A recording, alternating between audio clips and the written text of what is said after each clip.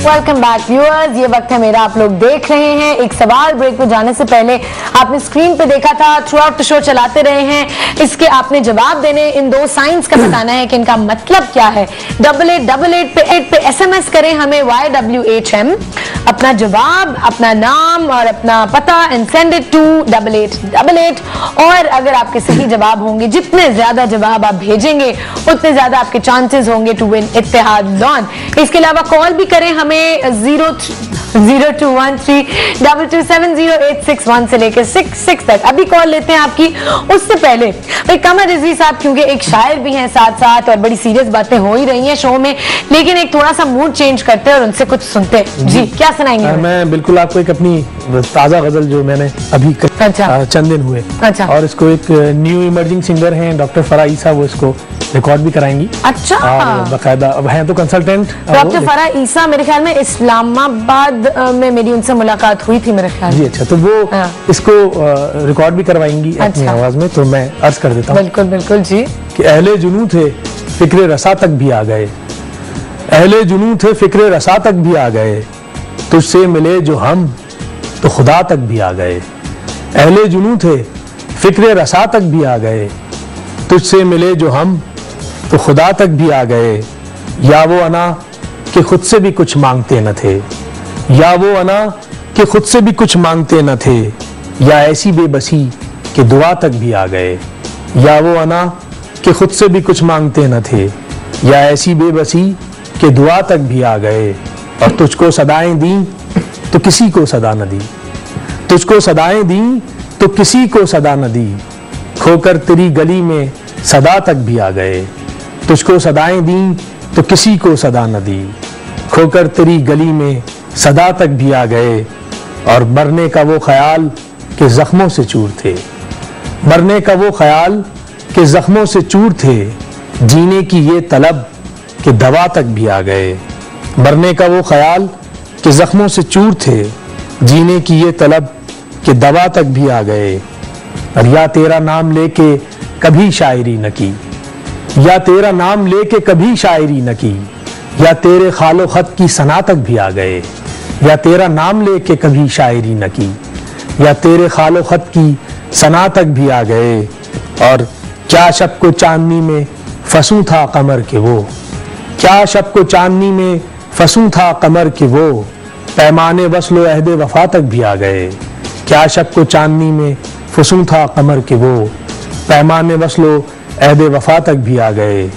अहले जुनू थे फिक्रे रसा तक भी आ गए, तुझसे मिले जो हम तो खुदा तक भी आ गए। वाह वाह, ब्यूटीफुल, लवली। नाज़रीन, कितने मजे की चीज हमने आपको सुनाई है कि जी यहाँ पे ADIG साहब ने इतनी अमेजिंग एक गजल जो अभी रिसेंटली शायरी, ये कहाँ पढ़ी आपने? ये भी कहीं नहीं पढ़ी मैंने। अच्छा, अभी नहीं पढ़ी, पढ़ेंगे पहली बार आपके चैनल पे पढ़ी। क्या बात है, it's a real honour, thank you so much, it's beautiful. और आगे अभी हमारे पास वक्त हुआ तो हम कुछ और आपसे सुनेंगे, रेडी रहिएगा। एक और कॉलर लेते हैं जी। अस्सलाम वालेकुम। वालेकुम सलाम, कौन बोल रहे हैं? मैं रिजवान बोल रहा हूँ फैसलाबाद से। जी रिजवान फ्रॉम फैसलाबाद, कैसे हैं आप? जी, पहले तो मैं ये कहना चाहूँगा कि आपकी एक्टिंग इंतहा बहुत ही अच्छी है। सब बहुत शौक से देखते हैं। थैंक यू, बहुत शुक्रिया, बहुत। और ये मैं मैसेज देना चाहूँगा आपके गेस्ट से। जी मैं गेस्ट से मैसेज देना चाहता हूँ। जी जी बोलिए। जी ये 1 मिलियन वालों के बारे में कोई ऐसी कानून साजी की जाए कि इसको रोका जाए, ठीक है। और इससे एक्सीडेंट और डेथ वगैरह इतनी ज्यादा हो चुकी हैं, ठीक है, इसके बारे में कोई ऐसा अमल लाया जाए जो वो। बिल्कुल बिल्कुल ठीक है, थैंक यू जी रिजवान साहब, सही कह रहे हैं। इनफैक्ट ब्रेक में हम यही बात कर रहे थे बाइकर्स के बारे में। ये जो नौजवान लड़के जो हैं वो बाइकों पे अपनी बाइकें उठा के चला रहे होते हैं, तेज फुल स्पीडों पे दौड़ा रहे होते हैं, 3-3 सवारियां बैठी हुई हैं, कोई किसी किस्म की सेफ्टी मेजर्स नहीं लिए जा रहे होते, कोई ना वो हेलमेट पहनते हैं। इसके बारे में आप क्या कहेंगे कमर साहब या हामिद अली साहब, आप बताइए कि क्या एडवाइस देना चाहेंगे नौजवान को? नौजवानों के लिए तो एडवाइस ये है कि ये बहुत डेंजरस काम कर रहे हैं, लेकिन अफसोस ये है कि इनकी एज इस किस्म की है कि इस एज के अंदर ये इन लोगों को जितना आप समझाओगे शायद समझ में नहीं आता। मेरा ख्याल है इसमें आपकी तरबियत की जरूरत है, घर की तरबियत की जरूरत है, सिर्फ तालीम। अच्छा, दूसरी ये सेल्फ स्टीम की जरूरत है। आप अपनी कितनी इज्जत करते हैं। आप अगर अपनी जिंदगी इतनी बेमकसद समझते हैं कि वो सिर्फ वन व्हील पे चलाते हुए आप जाया कर दें, तो इट्स अप टू यू। आप अपनी कितनी सेल्फ स्टीम, आप अपनी इज्जत करें। जिंदगी बामकसद है। आप सोचें, इदराक करें। मारिफत की जरूरत है कि अल्लाह ने किस लिए पैदा किया है और इसका मकसद क्या है। क्या वन व्हीलर पे जान जाया कर देना इसका मकसद है? ये दुनिया की सबसे प्रीशियस चीज क्या है? जिंदगी, इंसानी जान। और उस एज में मेरे ख्याल में ये अपनी जिंदगी की वैल्यू नहीं होती नौजवानों को, और वालिदैन ही ये सारा मेरा सजा किस लिए? इंसानी जिंदगी के लिए। आप और मैं बैठे हुए बात कर रहे हैं इंसानी जिंदगी पे। अस्पताल बने हुए इंसानी जिंदगी के लिए, इंस्टीट्यूशंस बने हुए इंसानी जिंदगी के लिए। वो इतनी प्रीशियस चीज है कि हम उसे बचाने की कोशिश कर रहे हैं। बिल्कुल। और आप यूं लुटाने की कोशिश कर रहे हैं। बिल्कुल। हम आज सिविक सेंस और ट्रैफिक रूल्स के बारे में बात कर रहे हैं और आपकी कॉल दे रहे हैं। जी, अभी कौन है लाइन पे? अस्सलाम वालेकुम। हेलो हेलो हेलो, अस्सलाम वालेकुम जी। वालेकुम सलाम। कौन बोल रहा है? जी, मैं इरफान बोल रहा हूँ कराची से। जी इरफान, क्या बताएंगे, क्या सवाल पूछेंगे? अच्छा, सवाल ये था, जैसे मेरे आगे एक ट्रक खड़ा है, सिग्नल पे ट्रक खड़ा है। अच्छा, ठीक है, और अगर वो सिग्नल काट जाता है, ठीक है, और उसके पीछे मैं भी चला जाता हूँ और आगे वाले को नहीं रोकते, पीछे वाले को रोकते हैं, उसका क्या मकसद होगा? उसका मेरे ख्याल में मकसद ये होता है कि वो हाथ से निकल गया, तो अब आपने भी तो गलती की ही है ना, तो आपको तो रोक लिया ना। ये आपका सवाल क्या है कि मुझे क्यों रोक रहे हैं और आगे वाले को क्यों? आगे वाले को रोकना चाहिए था ना। ठीक है, ठीक है, थैंक यू इरफान साहब। अब ये जो एक सेंसिबिलिटी है कि जी उसने गलती की है तो उसको नहीं रोका, मुझे क्यों रोक रहे हैं, आपने भी तो गलती की है। और हमारा एक और भी माइंडसेट है कि जी सब गलती कर रहे हैं तो मैं भी कर लूं, सब सिग्नल तोड़ते हैं तो हम भी तोड़ लें, व्हाट्स द बिग डील। अपने आप की इस्लाह करने की जरूरत है। आप इस पे क्या कहेंगे? आपने खुद ही जवाब दे दिया इसका, और बड़ा अच्छा जवाब दिया आपने। बात ये है कि ये जितना हमारा मारिफत बढ़ेगी, जिसको मैं कहता हूं कि हमारी इनसाइट बढ़ेगी, हम चीजों को खुद से फील करेंगे और ये सवालात ही आना बंद हो जाएंगे। बात ये है कि चलिए मैं इसका जवाब दे देता हूं। नफरी की तादाद वो नहीं है कि हम जैसे कि मैंने अर्ज किया कि हर गाड़ी के पीछे एक आदमी लगा दें, तो जो आगे वाला तो जल्दी से निकल गया जी, तो गिरफ्त में जो आएगा उसको भी हम रोकेंगे। और ये आपको एक्सोनरेट इस बात से नहीं करता कि जी फला शख्स ने गलती की थी लिहाजा मेरी गलती जो है। आप अपने फेल के जिम्मेदार हैं, उसको भी छोड़ा नहीं है। अगर वो एलोप हो गया है, भाग गया है, फरार हो गया है, तो वो अलग बात है। और फिर भी हम ट्रेस आउट कर लेते हैं, स्पेशली जो इस तरह के नंबर जो हैं वो हमारे मैसेज कर दिया जाता है और कहीं भी वो गिरफ्त में आ जाता है और उसका चालान किया जाता है, आगे कहीं जाके हो जाता होगा। अच्छा हामिद अली साहब, इतने ज्यादा ट्रैफिक इंसिडेंट्स हमें नजर आ रहे हैं, एक्सीडेंट्स, इतने ज्यादा हादसात की तादाद बहुत बढ़ गई है, उसकी आपकी जिम्मेदारी क्या किस पे ठहराएंगे? कि ड्राइवर्स हैं जो गाड़ियां चला रहे हैं, मैं ड्राइवर से मेरा मतलब ड्राइवर नहीं है, जो भी गाड़ी चला रहा होता है, उनकी जिम्मेदारी ज्यादा है, कवानीन की कुछ कमी है या एनफोर्समेंट? क्यों हादसात इतने बढ़ गए? हादसात असल में इसलिए ज्यादा बढ़ गए हैं कि अब आपको रोडों की तादाद पता है, हमारे कराची के जो रोड्स हैं उसमें ट्रैफिक का बेइंतहा प्रेशर ज्यादा हो गया है, बहुत ज्यादा ट्रैफिक, ज्यादा गाड़ियां, बिल्कुल। और बीच में ऐसे लोग भी हैं, वो पहले वाली आपकी बात कि वो लाइसेंस के बगैर, जो लोग बगैर लाइसेंस के यूज कर रहे हैं रोड को, तो उनको रूल्स रेगुलेशंस पता नहीं है। वो स्पेशली ये कम उम्र बच्चे, ये ज्यादातर आप पढ़ती होंगे अखबारों के अंदर और टीवी में देखती होंगे प्रोग्राम्स के अंदर कि कम उम्र नौजवान जो है मोटरसाइकिल वाला मिनी बस के नीचे आ गया, गाड़ी के नीचे आ गया। तो ये तमाम देखिए, जहां तक हादसात का है मामला, तो वहाँ सिटी गवर्नमेंट में जैसे मैंने आपको बताया एक इदारा है और उसको हेड कर रहे हैं अमीर हुसैन साहब, तो वो हमारे साथ उनका इंटरेक्शन रहता है, बहुत अच्छा काम किया है उन्होंने, और हमारे साथ भी इंटरेक्शन के साथ ये काम हुआ है।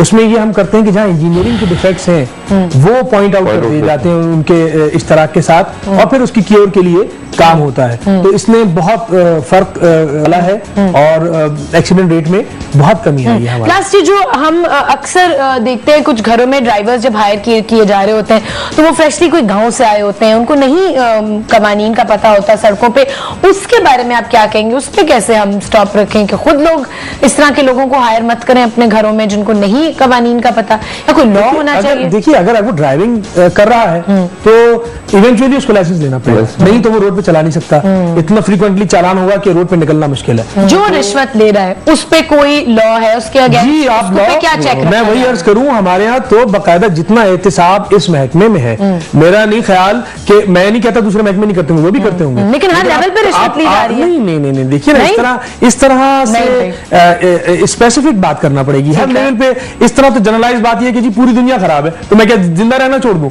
जनरलाइज बातें नहीं, बात ये कि स्पेसिफिक हो जाइए किसने कब कहां रिश्वत ली। और मैं आपको बताऊं, हमारे पास जो पनिशमेंट का बकायदा डाटा होता है जो हर हफ्ते हर महीने हम बनाते हैं और अपडेट करते हैं, और बहुत प्रॉम्प्ट एक्शन होता है हमारे महकमे में, और उसकी पूरी लिस्ट हमारे पास मौजूद है। हमने डिपार्टमेंटल एक्शन कितना लिया। अच्छा, ये बताइए कि गाड़ियों पे जो हर किस्म की लाइटें लोग लगा लेते हैं, जी चमचमाती लाइटें, बिल्कुल वो फैंसी लाइट्स वगैरह उनकी इज दैट अलाउड? नहीं अलाउड नहीं है ना। प्लस लोगों को इतना भी सेंस नहीं है कि जी आप फुल बीम मार रहे होते हैं, अंधा कर रहे होते हैं लोगों को, तो ये सब सेंस इसके अगेंस्ट अगर कुछ इस तरह कर रहा हो? जी बिल्कुल, बल्कि हमारे यहाँ तो ये तक है कि अगर पब्लिक ट्रांसपोर्ट में अंदर आप देखेंगे एक्स्ट्रा डेकोरेशन है, 10-10 शीशे लगे हुए हैं, तो वो भी हम नहीं रहने देते। वो हम अंदर जाते हैं, जायजा लेते हैं, वो हम उसको निकालते हैं, उसको तल्फ करते हैं, उस पर चालान भी करते हैं। अच्छा, पूरी दुनिया में व्हीकल्स की सेफ्टी, जब वो रोड पे आते हैं उससे पहले उनकी हालत को देख के उनको कहा जाता है, अप्रूव किया जाता है कि जी ये व्हीकल अलाउड है।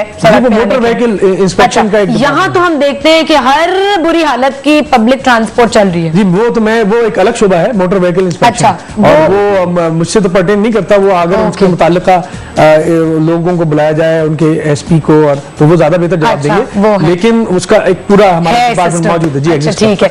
अच्छा जी नाज़रीन, शो का वक्त खत्म हो चुका है, बहुत कम टाइम मौजूद है। जाते जाते आपसे एक और गजल जरूर हम सुनेंगे, सेंसेशन के गिफ्ट्स आपके साथ जाएंगे। बहुत शुक्रिया आप दोनों का, आपने बिजी स्केड्यूल से टाइम निकाल के आए, हामिद अली साहब, कमर रिजवी साहब, और गुड लक। आप लोग मतलब उम्मीद है कि हालात कुछ अब बेहतर हो रहे होंगे बाहर के। एक एक्टिंग कैंपेन हमने शुरू की हुई है नाजरीन, आपको पता है कि एक चैलेंज 1 महीने का होगा, 2 हफ्ते तक आपकी एंट्रीज हम ले रहे हैं थ्रू ईमेल एड्रेस आपको नजर आ रहा होगा। फेसबुक पर अपलोड करें अपने वीडियोस और हम आपको सिलेक्ट करेंगे, शो में बुलाएंगे। जो विनर होगा उसको जी किसी अच्छी प्रोडक्शन में आने का मौका मिलेगा।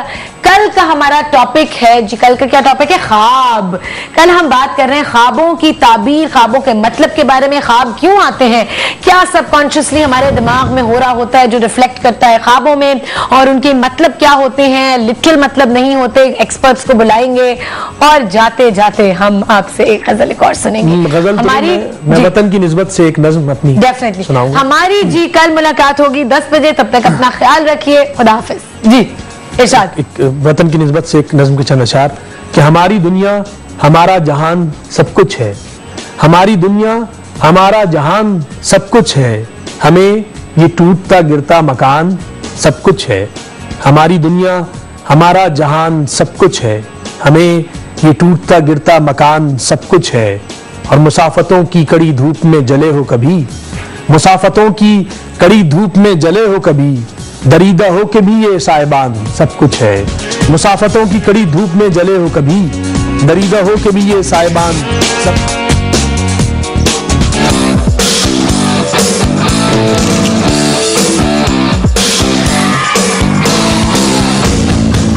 This program was brought to you by